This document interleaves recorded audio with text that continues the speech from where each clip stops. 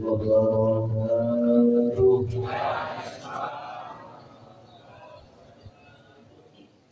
Alhamdulillah, nahmaduhu wa nasta'inuhu wa nastaghfiruh wa nastahdihi wa na'udzu billahi min shururi anfusina wa min sayyiati a'malina. Man yahdihillahu fala mudilla lahu wa man yudlil fala hadiya lahu. Asyhadu an la ilaha illallah وأشهد أن محمدا عبده ورسوله وصفيه وخليله خير النبي رسله أرسله الله إلى العالمين بشيرا ونذيرا. أما بعد سبحانك لا علم لنا إلا ما علمتنا إنك أنت العليم الحكيم. رب اشرح لي صدري ويسر لي امري واحلل عقدة من لساني يفقهوا قولي. آمين يا رب العالمين. Hadirin yang dimuliakan oleh Allah Subhanahu wa taala, pertama-tama yang saya muliakan, yang saya hormati para alim ulama yang hadir di tengah kita, para ustaz, para tuan-tuan guru yang tak bisa saya sebutkan namanya satu persatu tanpa mengurangi rasa hormat dan takdir dari kepada antum sekalian. InsyaAllah para ustaz-ustaz kita, tuan-tuan guru kita, imam qadir kita dipanjangkan umurnya oleh Allah Subhanahu wa taala. Dilancarkan semua urusannya oleh Allah Subhanahu wa taala. Dijadikan hamba yang selalu taat kepada Allah Subhanahu wa taala. Dan diberikan anak turun yang saleh dan saleh. Amin ya rabbal alamin.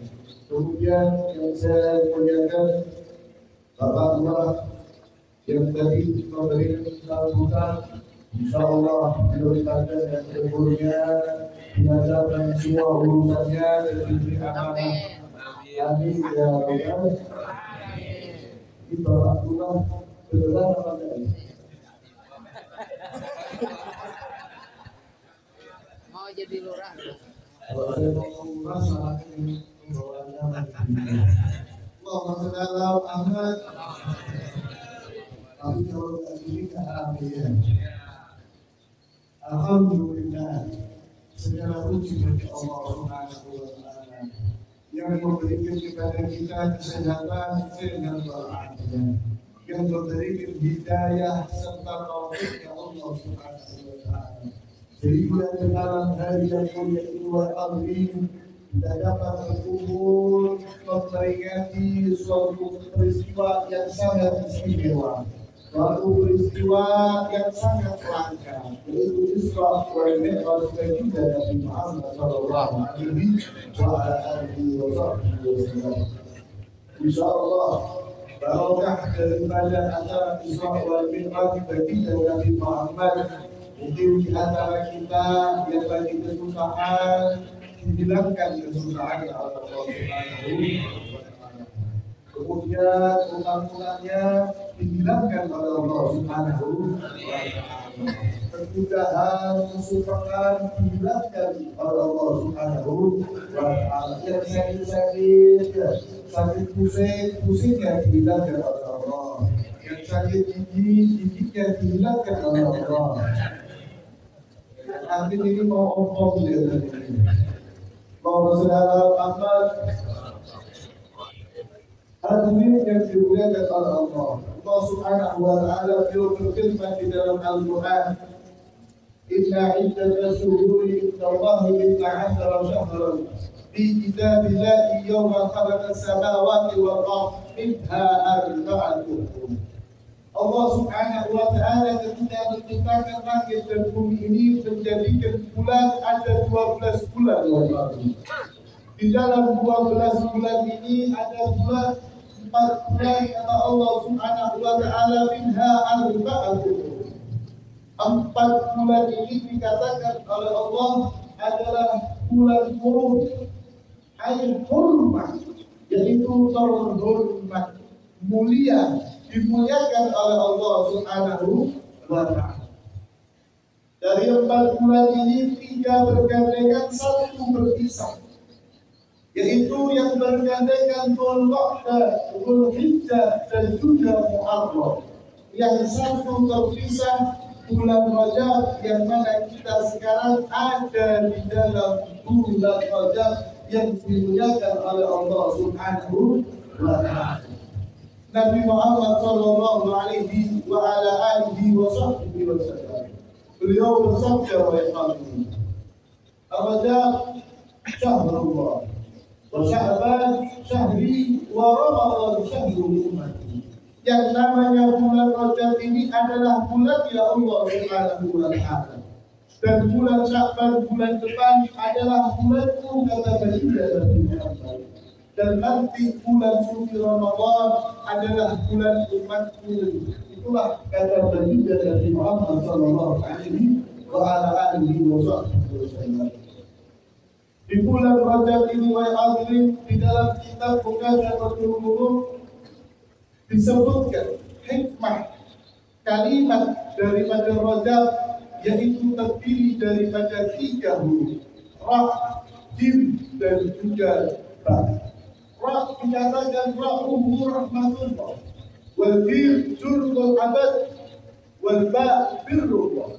Yang namanya Ra yang tersebut adalah rahmat dari Allah Subhanahu wa Ta'ala. Jim jurul abad, kesalahan kriminal daripada seorang hamba. Wal Ba birrullah, Ba adalah kebaikan dari Allah Subhanahu wa Ta'ala. Maknanya kejelekan, kesalahan seorang hamba di bulan Rajab apabila dia bertobat kepada Allah, maka barokah daripada rahmat dan kebaikan, diambil kejelekan dengan rahmat dan kebaikan dari Allah, diampuni semua dosa-dosa seorang hamba. Semoga kita semuanya diampuni dosa-dosa kita oleh Allah Subhanahu wa Ta'ala. Amin ya rabbal. Hadirin yang dimuliakan oleh Allah Subhanahu wa Ta'ala, bulan Rajab ini adalah bulan yang sangat istimewa. Ibnu Rajab Al-Hambali, beliau mengatakan, Miftahu syahrul khair adalah Rajab. Ar-Rajab wa Miftahu syahrul khair. Rajab ini adalah kunci daripada bulan-bulan kebaikan yang lainnya. Maknanya apabila kita di bulan Rajab ini melakukan ibadah kepada Allah, memperbanyak istighfar, memperbanyak puasa sunnah, memperbanyak sedekah, insya Allah di bulan-bulan kebaikan yang lainnya kita lebih mendapatkan keberkahan dari Allah Subhanahu wa Ta'ala. Dengannya Al-Imam Abu Bakar Al-Warraq Al-Bahri, beliau mengatakan bahwa Rajab syahrul zaki, yang namanya Rajab ini adalah bulan kita menanam. Dan nanti Sya'ban syahrul sakin, yang namanya bulan Sya'ban adalah kita bulan untuk menyirami apa yang kita tanam di bulan Rajab. Wa Ramadan, yang namanya bulan suci Ramadan adalah syahrul afar, bulan kita memanen apa yang kita tanam di bulan Rajab, apa yang kita siram di bulan Sya'ban, kita akan panen nanti di bulan suci Ramadan.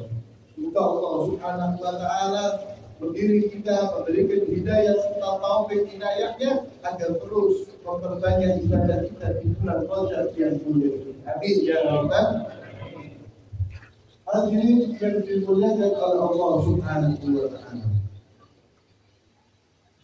ketika kita melihat, mungkin kalau di daerah terbilangan kota ini tidak ada orang yang berkebun, agak pinggir sedikit di daerah Pulau Pinang gitu, atau daerah-daerah yang lain, Galuh dan lain sebagainya.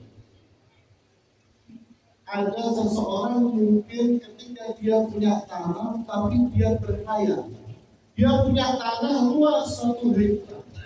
Tetapi dia berkaya, saya ingin panen sawit, saya ingin panen kelapa, tapi tidak ada yang ditanam. Maka kita mengatakan orang ini adalah orang gila. Kalau bahasa Banjarnya orang gila,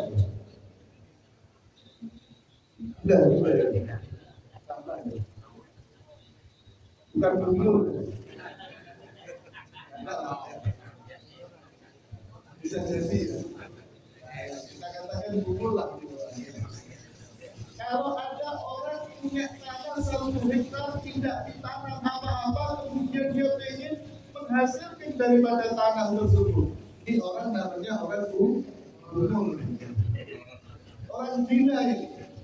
Makanya ketika di bulan suci Ramadan dia ingin mendapatkan keberkahan yang banyak, tetapi di bulan Rajab dia nggak pernah puasa sunnah, di bulan Rajab dia nggak pernah sedekah, di bulan Rajab dia nggak pernah menambah bacaan Al-Quran, kemudian dia berharap di bulan suci Ramadan nanti dia akan memanen buah hasil yang belum pernah ditanam di bulan Rajab, nggak pernah disirami di bulan Sya'ban, mana ada panen nanti di bulan suci Ramadan.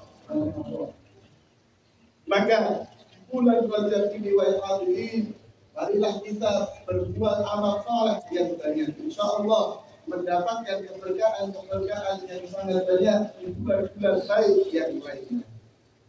Lebih-lebih kita dianjurkan di bulan Rajab yang mulia ini wahai hadirin, yaitu berpuasa.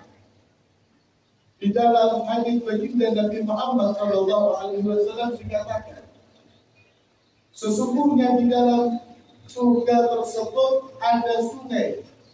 Tuqalu lahu Rajab, yang dikatakan sungai ini adalah sungai Rajab.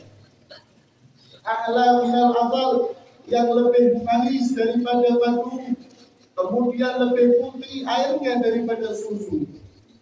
Barang siapa seseorang puasa 1 hari saja di bulan Rajab, Allah Subhanahu wa Ta'ala akan memberikan air sungai Rajab tersebut kepada orang yang berpuasa walaupun 1 hari di bulan Rajab. Istimewanya orang yang pernah puasa 1 hari saja di bulan Rajab.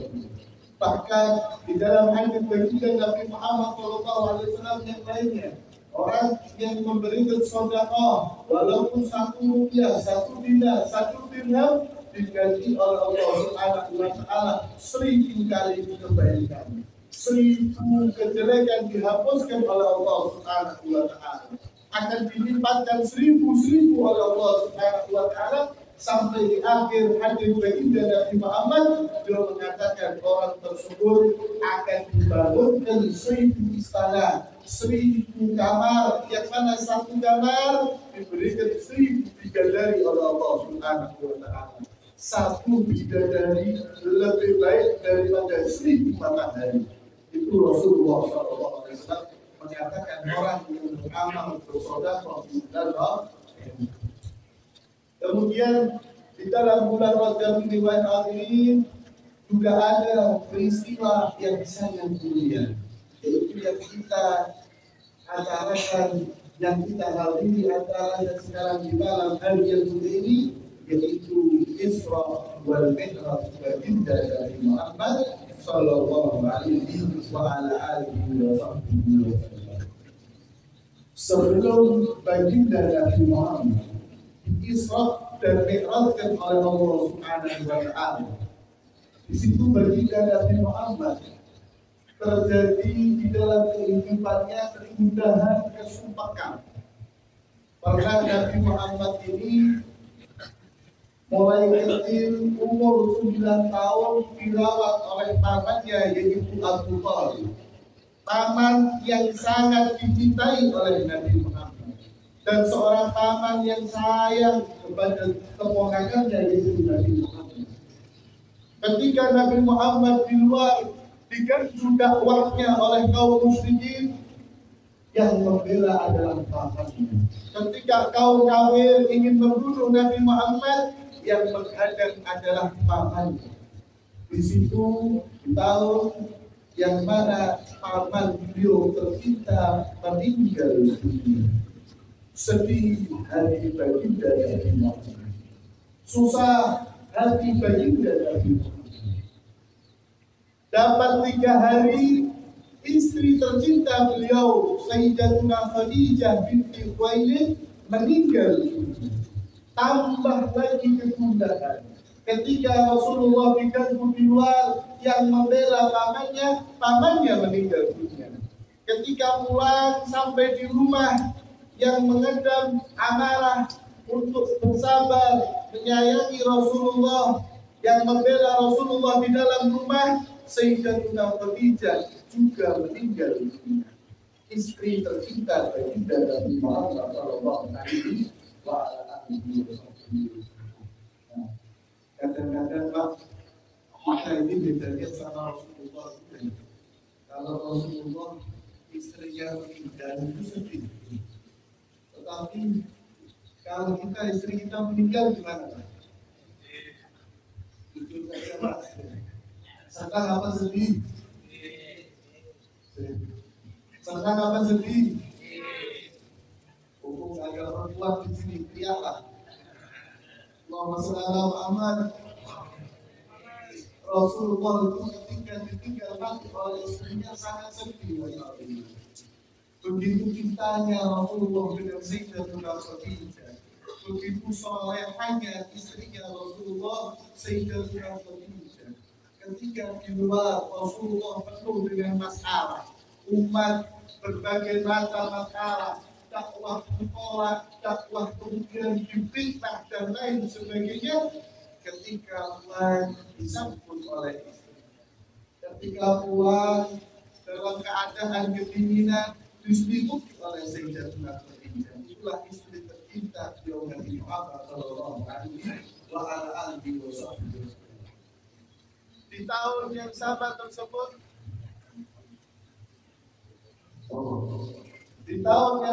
tersebut, selisih 3 hari meninggal istrinya. Habis amannya istrinya Rasulullah SAW. Sehingga di dalam kitab sirah dikatakan di tahun itu adalah Abdul Uzur, tahun kesedihan baginda Nabi Muhammad SAW. Begitu sedihnya hari baginda Nabi Muhammad. Karena itulah selisih 2 tahun Rasulullah SAW diundang khusus oleh Allah, di Isra dan Mi'rajkan oleh Allah Subhanahu wa Ta'ala. Isra perjalanan di malam hari dari Masjidil Haram menuju ke Masjidil Aqsa. Kemudian Mi'raj dari Masjidil Aqsa menuju ke Sidratul Muntaha, bertemu dengan Allah Subhanahu wa Ta'ala. Hadirin yang dimuliakan oleh Allah Subhanahu wa Ta'ala. Ketika penduduk surga, ahli surga itu masuk di dalam surganya Allah Subhanahu wa Ta'ala, menikmati semua kenikmatan yang ada di dalam surga, itu sungguh sangat luar biasa. Tetapi ada nikmat yang melebihi daripada surganya Allah Subhanahu wa Ta'ala, yaitu kita memandang zatnya Allah Subhanahu wa Ta'ala. Ketika kenikmatan bidadari yang begitu cantiknya, makanan yang kita nggak merasa kenyang, badan yang sehat kita nggak pernah sakit di dalam surga, nggak pernah kita merasakan susah di dalam surganya Allah. Kenikmatan yang melebihi itu semuanya adalah ketika Allah Subhanahu wa Ta'ala bertajalli, menampakkan zatnya kepada hambanya. Ketika kita memandang Allah, disitulah kenikmatan yang melebihi surganya Allah Subhanahu wa Ta'ala. Ketika baginda Nabi Muhammad dalam keadaan sedih, sedih, susah, disitulah diundang oleh Allah Subhanahu wa Ta'ala, bertemu dengan Allah Subhanahu wa Ta'ala. Hilang rasa kesedihan di dalam hati baginda Nabi Muhammad. Kegundahan yang ditinggal mati oleh pamannya, ditinggal mati oleh istrinya, semuanya hilang oleh hati ketika melihat Allah Subhanahu wa Ta'ala. Itulah Isra wal Mi'raj baginda Nabi Muhammad. Dan hasil buah daripada Isra wal Mi'raj baginda Nabi Muhammad sallallahu alaihi wasallam adalah perintah sholat 5 waktu. Kalau kita ingin tahu apa hasil daripada Isra wal Mi'raj baginda Nabi Muhammad, adalah perintah untuk menjalankan sholat 5 waktu. Makanya na'udzubillah, ketika kita hadir acara Isra wal Mi'raj baginda Nabi Muhammad, besok gak sholat subuh, percuma kita hadir di majlis ini. Awas, yang kita sekarang memperingati hari Isra wal Mi'raj baginda Nabi Muhammad, besok gak bangun subuh, percuma kita di dalam acara yang boleh. Karena hasil daripada Isra wal Mi'raj baginda Nabi Muhammad adalah sholat 5 waktu. Hadirin, saya ingin tanya, Anda sekalian ini pengen jadi orang sukses dunia akhirat atau tidak? Pengen atau tidak? Kurang semangat. Pengen atau tidak? Mau saya beri kunci sukses bahagia dunia, bahagia akhirat? Mau? Al-Imam Qurtubi, beliau adalah ulama yang besar, mengatakan di dalam tafsirnya, an-najah bintara, kunci sukses bahagia dunia, bahagia akhirat, kuncinya hanya 3, kata beliau. Yang pertama adalah aklul halal, yaitu memakan makanan yang halal. Maka orang haram berakal halal sohbat fikr. Barang siapa seseorang yang meninggalkan hal yang haram, memakan yang halal, akan berubah pikiran orang tersebut. Orang kalau sudah memakan yang halal, insya Allah bertemu orang lain tak pernah suudzon. Bertemu dengan orang lain tak merasa dirinya itu lebih mulia daripada orang tersebut. Tetapi sebaliknya, ketika orang memakan makanan yang haram, maka pikirannya suudzon, berprasangka jelek, takut kalau saya kerja sama fulan, saya akan diakali, saya akan ditipu, saya akan dikerjai dan lain sebagainya. Pikirannya ini, pikirannya itu jelek semuanya. Itu apabila orang yang memakan makanan yang haram. Man akalal haram asal jawarihu sya'a akabah kalimah an-nabi.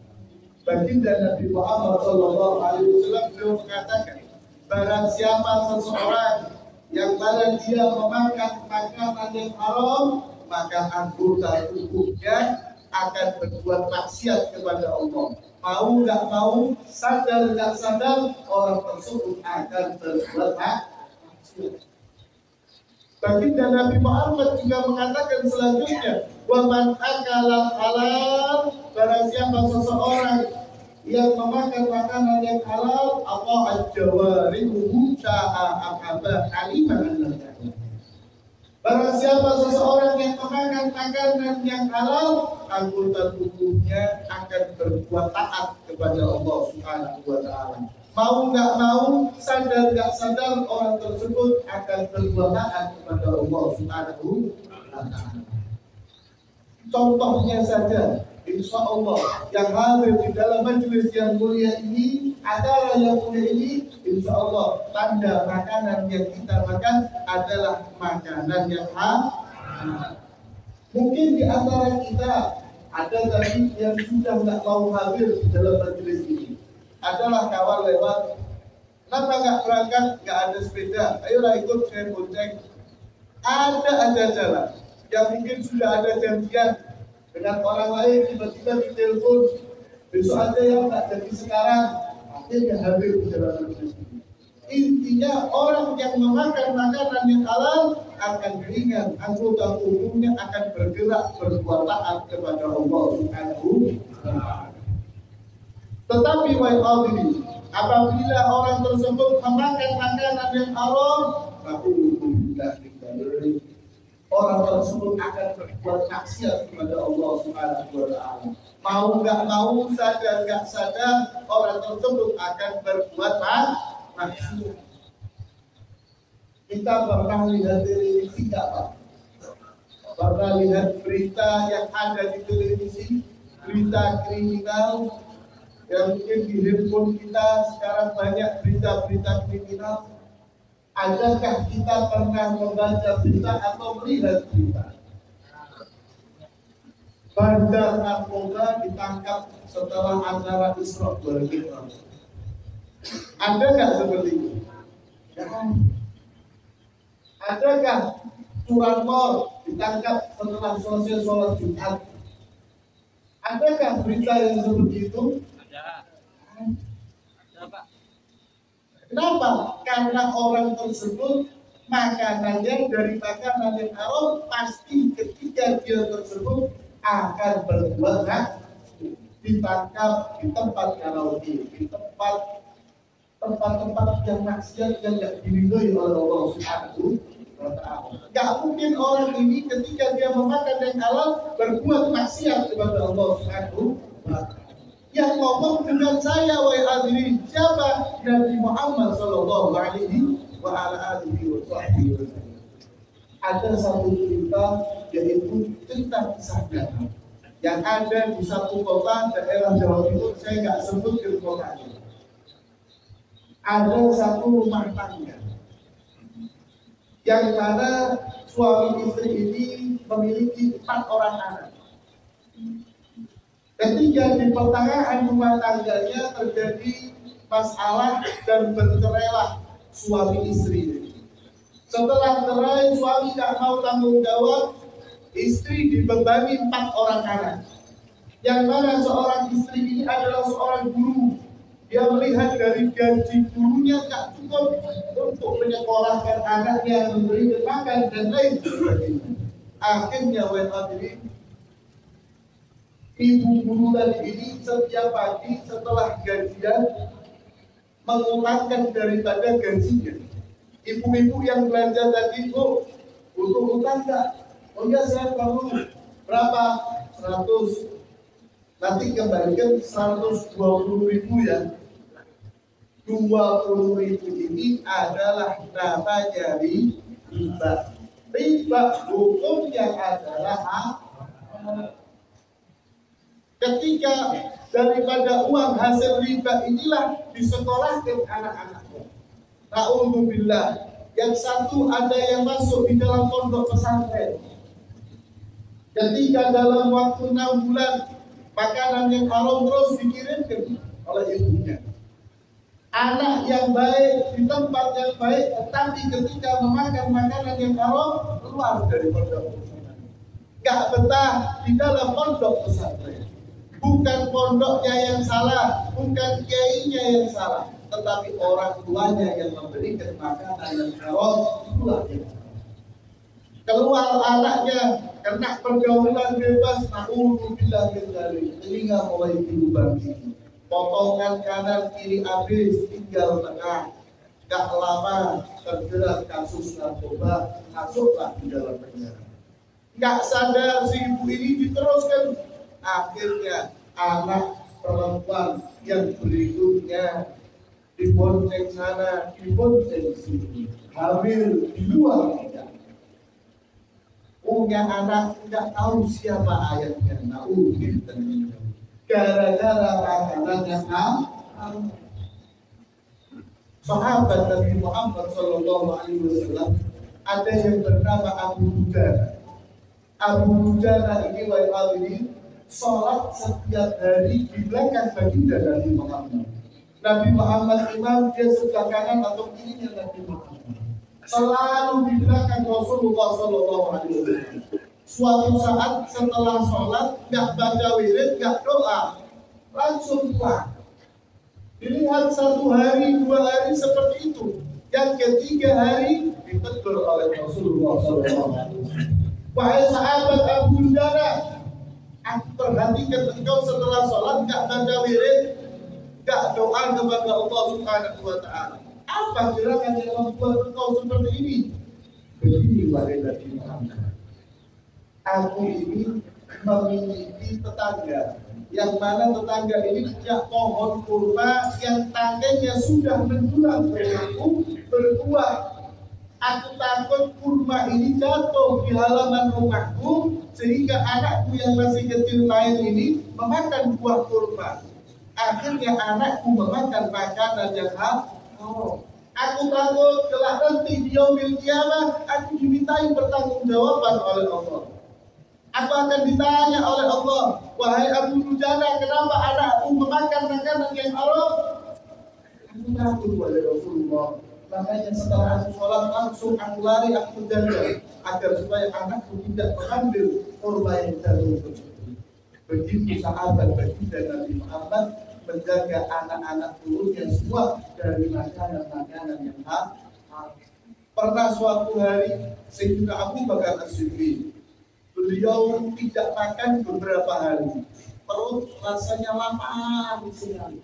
Kemudian beliau berjalan di satu jalan bertemu dengan satu orang, yang mana satu orang ini kesian melihat Sayyidina Abu Bakar. Wahai Abu Bakar, aku melihat engkau seperti orang yang putar kelaparan. Betul, wahai Tuhan, aku belum makan. Ini ada makanan, makanlah. Begitu laparnya Sayyidina Abu Bakar sehingga lupa, tidak tanya makanan ini kok hasilnya dari mana, langsung dimakan. Ketika dimakan, barulah beliau sadar. Ketika beliau sadar, dia tanya, wahai Tuhan, makanan ini dari mana?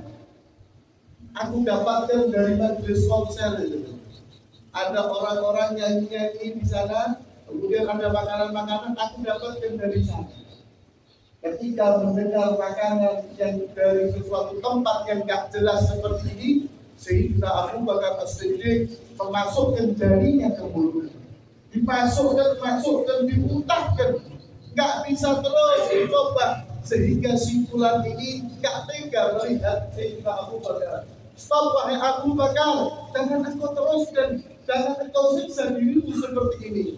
Dijawab oleh Sayyidina Abu Bakar, wahai Tuhan, ketahuilah, kalau dengan nyawamu dicabut diambil oleh Allah baru keluar makanan ini, saya aku ridho. Nyawamu diambil asalkan aku tidak kemasukan barang-barang yang tidak jelas halalnya. Masih belum jelas halalnya, beliau nggak mau melakukan. Itulah sahabat baginda Nabi Muhammad SAW. Kemudian kunci sukses, bahagia dunia, bahagia akhirat. Yang kedua adalah iktida bin Nabi Muhammad SAW, yaitu mengikuti baginda Nabi Muhammad. Kalau kita pengen senang, sukses, senang akhirat, senang dunianya, sukses di dunia, sukses di akhirat, maka ikutilah baginda Nabi Muhammad. Yang mungkin kita pedagang Bapak, ikutilah cara dagang baginda Nabi Muhammad. Berkatalah kita dengan perkataan yang jujur seperti Rasulullah SAW, agar kehidupan kita sukses dunia, sukses akhirat. Kemudian yang ketiga, ini sudah berapa jam dari Ramadan? Tadi kata Pak Lurah ini, beliau mengatakan memberikan waktu yang seluas-luasnya. Sampai jam 2 kuat, sampai subuh kuat, saya terakhir yang ketiga. Kata beliau, Al-Imam Qurtubi dalam tafsirnya, kunci sukses bahagia dunia, bahagia akhirat yang ketiga adalah ada ulama, yaitu menjalankan apa yang telah diwajibkan oleh Allah Subhanahu wa Ta'ala. Allah Subhanahu wa Ta'ala berfirman, wa ma khalaqtul jinna wal insa illa liya'budun. Tidaklah kami menciptakan jin dan manusia melainkan hanya untuk ibadah kepada Allah Subhanahu wa Ta'ala. Tugas kita di dunia ini hanya untuk ibadah kepada Allah. Boleh, silakan kita mau bekerja, kita mencari nafkah untuk anak istri kita, tetapi niatkan semua itu untuk ibadah kepada Allah Subhanahu wa Ta'ala. Jangan sampai lupa kematian di belakang kita. Kalau kita mau leha-leha, tidak mau menjalankan perintah Allah, para tahu sudah dituntut yang namanya kematian. Maka perhatikan betul ibadah kepada Allah, menjalankan apa yang telah diwajibkan oleh Allah, menjauhi semua yang telah dilarang oleh Allah Subhanahu wa Ta'ala. Kalau kita ingin menjalankan perintah Allah, menjauhi yang dilarang, maka kehidupan kita tenang, hati kita tenang, kemudian pikiran kita pun tenang. Tetapi orang yang tidak pernah menjalankan perintah Allah, selalu menjalankan apa yang dilarang, maka pikirannya pun akan kotor, pikirannya tidak tenang, hatinya pun tidak tenang.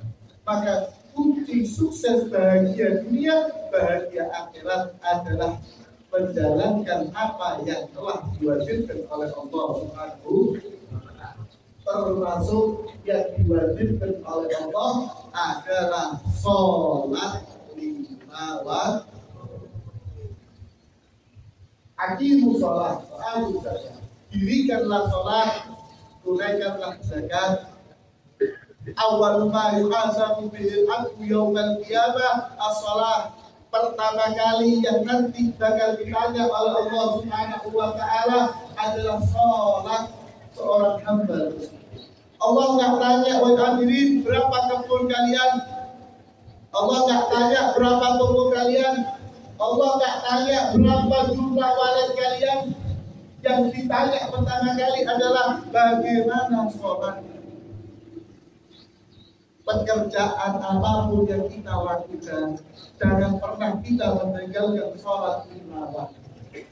As-sholat, kalau kita ingin lancar urusan kita, sholat. Yang namanya sholat ini seperti air, semakin menyuburkan apa yang kita lakukan. Kalau kita tinggalkan sholat tersebut, maka akan merusak kehidupan kita di dunia maupun kelak nanti di akhirat. Dan itu ada simpulan tak sholat tapi tokonya lancar, dia diberikan kelancaran di dunia tapi di akhirat gak ada bagian di dunia. Kita berpikir wahai hadirin, jangan sampai kita berpikir dunia, pikiran kita adalah akhirat. Boleh kita bekerja tapi jangan kita terlena meninggalkan sholat 5 waktu. Dua hasil daripada Isra dan Mi'raj adalah perintah sholat 5 waktu. Perintah Allah untuk menunaikan haji itu ada di bumi. Perintah Allah Subhanahu wa Ta'ala memerintahkan berpuasa itu ada di bumi Rasulullah. Tetapi ketika perintah sholat, Rasulullah Shallallahu Alaihi Wasallam diundang khusus oleh Allah, dimi'rajkan. Ketika bertemu langsung diperintah tentara dan ibadah yang lainnya wajib itu semua ada unturnya. Orang tua, orang sakit, dia nggak kuat puasa, maka dia undur boleh tidak berpuasa. Orang nggak punya duit, maka dia tidak wajib kan? Tetapi kalau sholat, mau orang miskin, mau orang kaya, mau anak kecil, orang tua, semua wajib sholat 5 waktu. Tidak ada kata undur kali ini.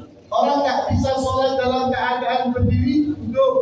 Orang nggak bisa duduk tidur miring, nggak bisa tidur miring terletak, nggak bisa sholat pakai hati isyarat. Kalau nggak bisa jadi sholat mati, meninggal di dunia kita sudah. Jangan sampai kita pernah meninggalkan sholat 5 waktu. Bahaya wa'alaikum. Ketika kita di dalam alam kubur nanti, pertama kali yang akan ditanyakan adalah sholat. Terakhir, saya tutup dengan satu kisah. Ada di dalam kitab Jawahirul Ma'ani, Syarah Hadis Arba'in Nawawiyah.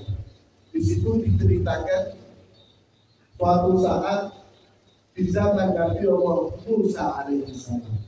Di zaman Nabi Musa ini ada datang seorang perempuan datang ke rumah beliau, mengetuk pintu, Assalamualaikum ya Nabi Allah Musa. Keselamatan bagi engkau wahai Nabi Musa. Kemudian dijawab oleh Nabi Musa alaihissalam, keselamatan juga bagi engkau wahai seorang perempuan. Apa gerakan, apa yang bisa saya bantu? Itu kalau seorang nabi, seorang kiai, seorang ustaz, seorang alim ulama, ketika orang datang ke rumahnya pasti apa yang bisa saya bantu, apa yang bisa saya khidmat kepada kaum umat. Itu mereka lah para nabi, para pewaris nabi, semuanya memiliki jiwa seperti itu. Ketika Nabi Musa menawarkan apa yang bisa saya bantu wahai fulana, dijawab oleh perempuan ini, wahai Nabi Musa, engkau seorang nabi yang memiliki mukjizat, bisa berbincang-bincang kepada Allah Subhanahu wa taala. Aku ingin bertobat kepada Allah.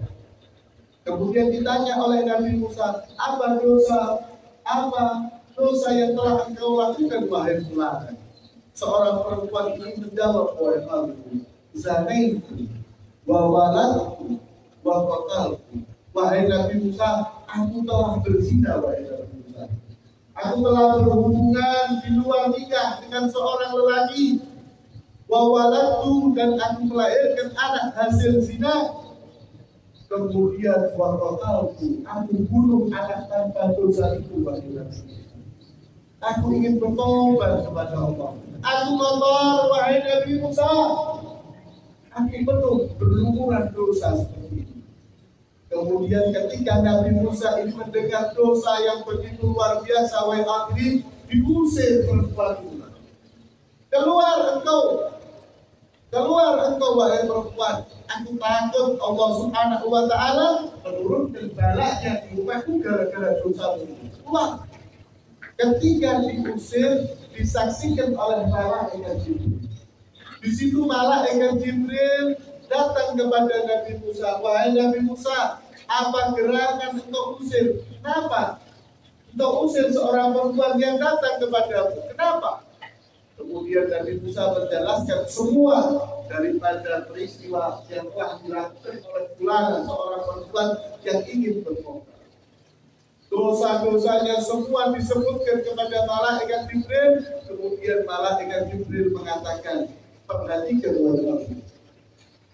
Malaikat Jibril mengatakan, wahai Musa, ada dosa yang lebih daripada dosa seorang perempuan yang mau bertobat. Kaget dari Musa. Wahai malaikat Jibril, ini orang perempuan ini telah berzina. Dia melahirkan anak hasil zina dan dia membunuh anak tersebut. Apa dosa yang melebihi dosa orang yang zina, orang yang membunuh? Kemudian malaikat Jibril mengatakan, dosa yang melebihi itu semuanya adalah tariku sholat. Orang yang meninggalkan sholat dosanya lebih daripada orang yang berzina, orang yang membunuh. Ketika kita melihat kriminal, ada orang pembunuh, ada orang membegal, sampai merenggut nyawa orang lain, kita melihat orang ini keji, kita melihat orang ini dolim. Tetapi ketahuilah wahai hadirin, kita yang tidak bangun subuh, kita yang meninggalkan sholat zuhur, itu lebih parah daripada itu semuanya. Dosa kita lebih daripada itu semuanya. Maka daripada hikmah Isra dan Mi'raj baginda Nabi Muhammad, kita berjanji di malam hari yang mulia ini di dalam diri kita, jangan sampai kita meninggalkan sholat lima waktu. Lebih-lebih wahai hadirin, para bapak-bapak, kita jaga anak-anak kita. Kita bangun subuh, kita bangunin anak kita. Kadang seorang ibu, istri kita itu kesian, anak kita belajar sampai malam, kemudian paginya nggak dibangunin.